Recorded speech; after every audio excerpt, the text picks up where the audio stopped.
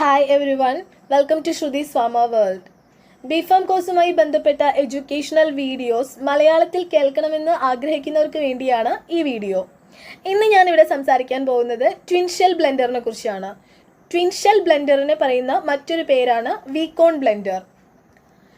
Twin shell ബ്ലെൻഡറിൻ്റെ pictorial representation ആണ് ഇപ്പോൾ നിങ്ങൾ കണ്ടുകൊണ്ടിരിക്കുന്നത്. ഈ ഫിഗറിൽ നിന്ന് തന്നെ നിങ്ങൾക്ക് മനസ്സിലായിട്ടുണ്ടാവും എന്തുകൊണ്ടാണ് ട്വിൻ ഷെൽ ബ്ലെൻഡറിനെ വീക്കോൺ ബ്ലെൻഡർ എന്ന് പറയുന്നത്. നമ്മുടെ ബ്ലെൻഡറിൻ്റെ ഷേപ്പ് തന്നെ വി ആകൃതിയിലാണ്. സോ അതുകൊണ്ടാണ് അതിന് വീക്കോൺ ബ്ലെൻഡർ എന്നുള്ള പേര് വന്നിട്ടുള്ളത്. ഇനി നമുക്ക് ട്വിൻ ഷെൽ ബ്ലെൻഡറിൻ്റെ പ്രിൻസിപ്പിൾ എന്താണെന്ന് നോക്കാം. ഡിഫ്യൂഷൻ ഫിനോമെനോൺ അനുസരിച്ച് വർക്ക് ചെയ്യുന്ന അപ്പാരറ്റസ് ആണ് ട്വിൻ ഷെൽ ബ്ലെൻഡർ അഥവാ വീക്കോൺ ബ്ലെൻഡർ. ഡിസിമിലർ റീജിയൻസിൻ്റെ ഇൻ്റർഫേസിൽ പാർട്ടിക്കിൾസ് റാൻഡമായി മൂവ് ചെയ്യുന്നതിൻ്റെ ഫലമായി മിക്സിംഗ് നടക്കുന്നു. സോ അതാണ് വീക്കോൺ ബ്ലെൻഡറിൻ്റെ പ്രിൻസിപ്പിൾ വരുന്നത്.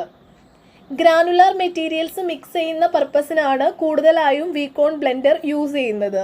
ഇവിടെ രണ്ട് large hollow cylindrical containers 75 to 90 degree ആംഗിളിൽ ജോയിൻ ചെയ്താണ് ട്വിൻ ഷെൽ ബ്ലെൻഡർ കൺസ്ട്രക്ട് ചെയ്യുന്നത്. അതതിൻ്റെ സെൻട്രൽ ആക്സിസിലാണ് റൊട്ടേറ്റ് ചെയ്യുന്നത്.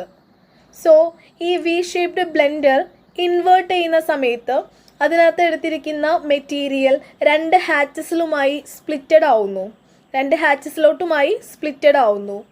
തിരിച്ച് റൊട്ടേറ്റ് ചെയ്ത് വി ഷേപ്ഡ് ബ്ലെൻഡർ അതിൻ്റെ ഒറിജിനൽ പൊസിഷനിൽ തന്നെ വന്ന് നിൽക്കുന്ന സമയത്ത് രണ്ട് ഹാച്ചസിലുമായിട്ട് അതുവരെ ഡിവൈഡ് ചെയ്ത് കിടന്നിരുന്ന മെറ്റീരിയൽസ് റീകമ്പൈൻ ചെയ്യുന്നു.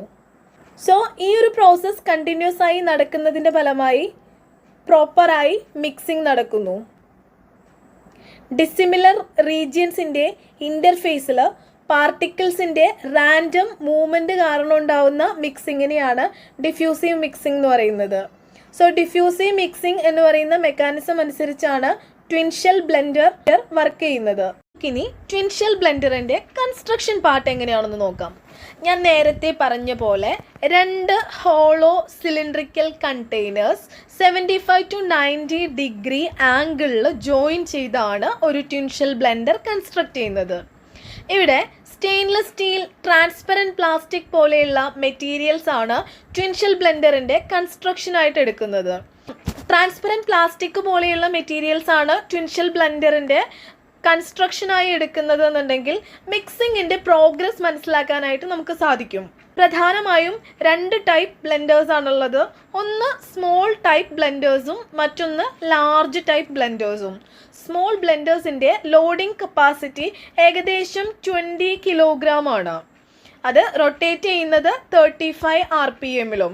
അതേസമയം ലാർജ് ബ്ലെൻഡേഴ്സ് ആണെങ്കിൽ അതിൻ്റെ ലോഡിംഗ് കപ്പാസിറ്റി എന്ന് പറയുന്നത് 1 ടൺ ആണ്.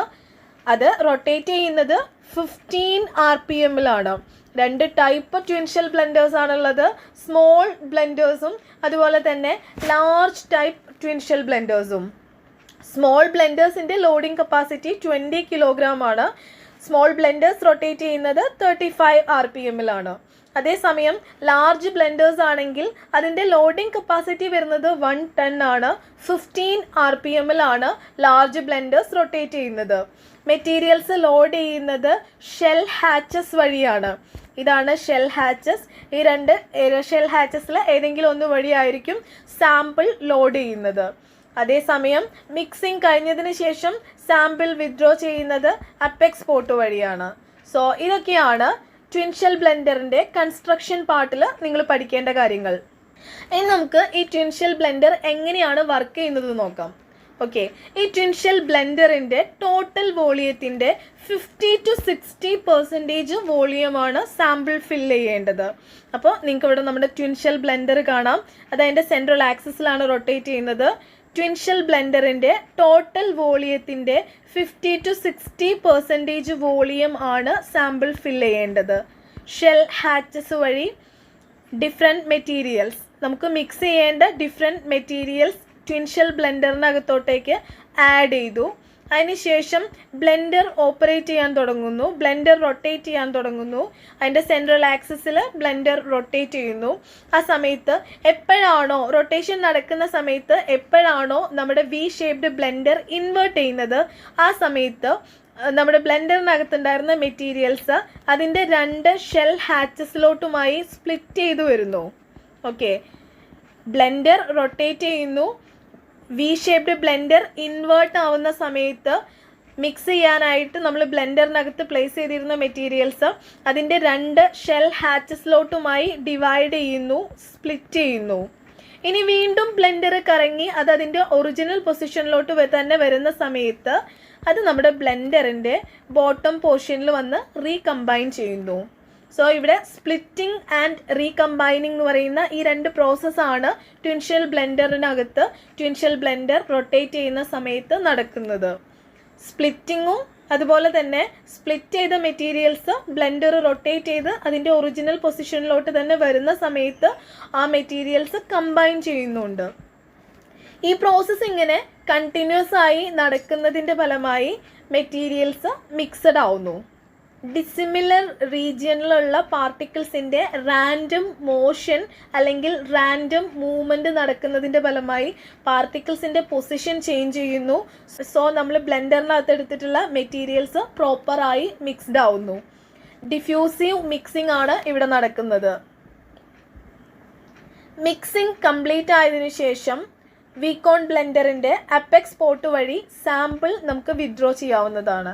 ഇതാണ് ട്വിൻഷെൽ ബ്ലെൻഡറിൻ്റെ വർക്കിംഗ് പ്രൊസീജിയർ. ഇനി നമ്മൾ ഡിസ്കസ് ചെയ്യാൻ പോകുന്നത് ട്വിൻഷെൽ ബ്ലെൻഡറിൻ്റെ ഇമ്പോർട്ടൻറ്റ് അഡ്വാൻറ്റേജസ് എന്തൊക്കെയാണെന്നാണ്. ഫ്രജൈൽ ഗ്രാന്യൂൾസ് ഹാൻഡിൽ ചെയ്യാനാണ് പ്രധാനമായും ട്വിൻഷെൽ ബ്ലെൻഡേഴ്സ് യൂസ് ചെയ്യുന്നത്. അതിനുള്ളൊരു കാരണം എന്ന് പറയുന്നത് ട്വിൻഷെൽ ബ്ലെൻഡറിനകത്ത് ബാഫിൾസോ ബ്ലേഡ്സോ ഒന്നും തന്നെ ഇല്ല. അതുകൊണ്ട് തന്നെ മിക്സ് ചെയ്യുന്ന സമയത്ത് ഫ്രജൈൽ ഗ്രാന്യൂൾസ് മിക്സ് ചെയ്യുന്ന സമയത്ത് അട്രിഷൻ സംഭവിക്കാനുള്ള സാധ്യത വളരെ വളരെ കുറവാണ്.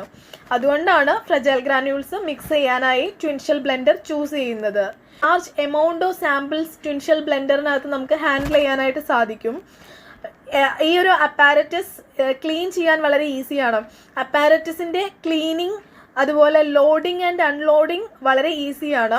അപ്പെക്സ് പോർട്ട് വഴി നമുക്ക് സാമ്പിൾ വിഡ്രോ ചെയ്യാനായിട്ട് സാധിക്കും. ഷെൽ ഹാച്ചസ് വഴി ബ്ലെൻഡറിനകത്തോട്ടേക്ക് സാമ്പിൾ ഇൻട്രൊഡ്യൂസ് ചെയ്യാം.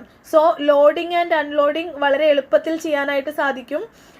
മിക്സിംഗ് പ്രോസസ്സ് കംപ്ലീറ്റ് ആയതിനു ശേഷം എക്യുപ്മെൻറ്റ് ക്ലീൻ ചെയ്യാനും വളരെ ഈസിയാണ്. മെയിൻ്റനൻസ് കോസ്റ്റ് മറ്റ് അപ്പാരറ്റസിനെ കമ്പയർ ചെയ്യുമ്പോൾ വളരെ കുറവാണ്. ബ്ലെൻഡിങ് ടൈം വളരെ കുറവാണ്. ഹൈ എഫിഷ്യൻസി ഉണ്ട്. ഇത്രയും കാര്യങ്ങളാണ് ട്വിൻഷെൽ ബ്ലെൻഡറിൻ്റെ അഡ്വാൻറ്റേജസ് ആയി വരുന്നത്.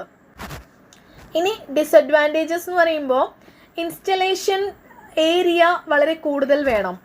ഡിഫറെൻറ്റ് സൈസിലുള്ള ഡിഫറെൻറ്റ് ഡെൻസിറ്റിയിലുള്ള മെറ്റീരിയൽസ് മിക്സ് ചെയ്യാൻ വീക്കോൺ ബ്ലെൻഡർ ചൂസ് ചെയ്യാൻ കഴിയില്ല. കാരണം ഡിഫറെൻറ്റ് ഡെൻസിറ്റിയിലോ സൈസിലോ ഉള്ള മെറ്റീരിയൽസ് ആണ് മിക്സ് ചെയ്യുന്നതെന്നുണ്ടെങ്കിൽ ആ സാമ്പിൾ വിഡ്രോ ചെയ്യുന്ന സമയത്ത് സെഗ്രിഗേഷൻ നടക്കാനുള്ള സാധ്യത കൂടുതലാണ്. ഇത് രണ്ടുമാണ് ട്വിൻഷെൽ ബ്ലെൻഡറിൻ്റെ കേസിൽ വരുന്ന ഡിസഡ്വാൻറ്റേജസ്.